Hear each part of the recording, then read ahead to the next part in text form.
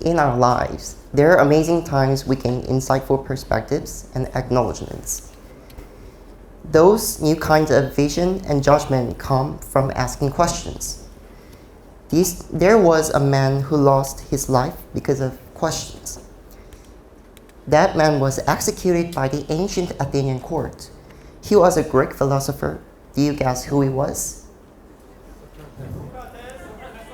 That's right. His name is Socrates. Impiety and corrupting the youth by introducing new deities. These were his charges. When you listen to the reason he was executed, aren't those what people nowadays think commonly? So maybe his asking skills are correct and probably adequate for searching for truth. And the way of asking, it has its own name, the Socratic method. Have you heard of it? Aren't you curious about this method? Let me show you how it works. These are the examples from the court of Socrates. There are the main steps to the Socratic method. Step 1. Getting thoughts clarified and exploring the origin of their thinking. Socrates asked his accusers what exactly they mean by his not acknowledging the gods. And step 2. Challenging askers about assumptions. He is accused of introducing new gods, and it contradicts the claim that he doesn't believe in any gods at all. And step 3. Providing evidence as a basis for arguments. He provides evidence that his philosophical mission to question is divinely inspired, suggesting that he does acknowledge the God's existence. And step number 4, discovering alternative viewpoints, perspectives, and conflicts between contentions. He explores the perspectives of those who believe that he is corrupting the youth. He considers whether their claims could hold any truth, but conclude that their perspective is based on misunderstanding or ignorance of his true intentions. And step number 5, exploring implications and consequences. Socrates explores the consequences of his actions by asking what would happen if he were to stop studying philosophy, suggesting silencing him would be a loss for a society as a whole. And then finally, step 6, questioning the question. He questions whether the churches are truly about the unholiness or rather about challenging the status quo, suggesting that the real issue is his philosophical practice itself, not his religious beliefs. After listening to this, how do you think about the Socratic method? It seems pretty logical and solid, but it's also tricky to ask questions like this all the time. But when I searched the ways of asking questions, I found even modern ways of asking are based on this method. And I wondered, should we always have to follow this kind of way to ask questions? For this speech, I want to share the way we ask questions for gaining insightful perspective and acknowledgement in our life.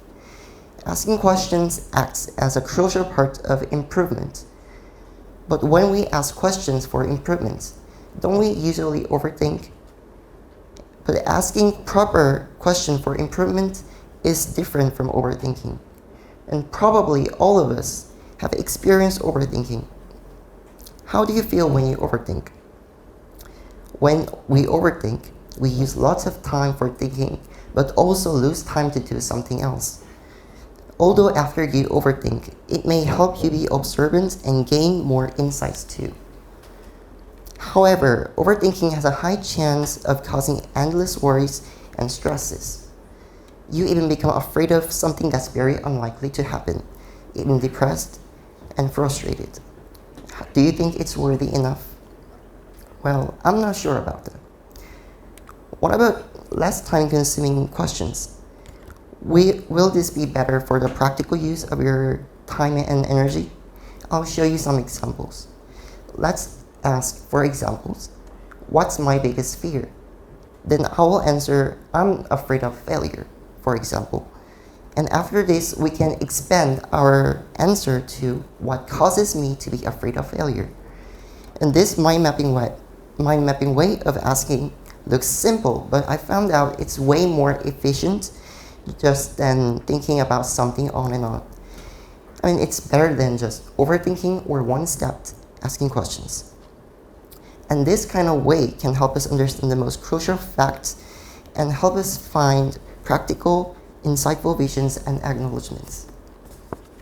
And for the last, I want to share some questions we can ask about our works. In the aspect of your career, asking some important questions to yourself will surely improve your work-life satisfaction. What are the main questions about your jobs? Should I just follow the work that makes me feel content? Or does dissatisfaction lead to great work? Well, you might be good at something, and it may lead you to do some great work sometimes. But even if you're good at something, is that more important than constantly having motivation and feeling excited for asking questions? Let's think about it in long-term jobs. If you have a job, it means you already have the ability to do work. But as you keep going on and on, you need constant effort to grow.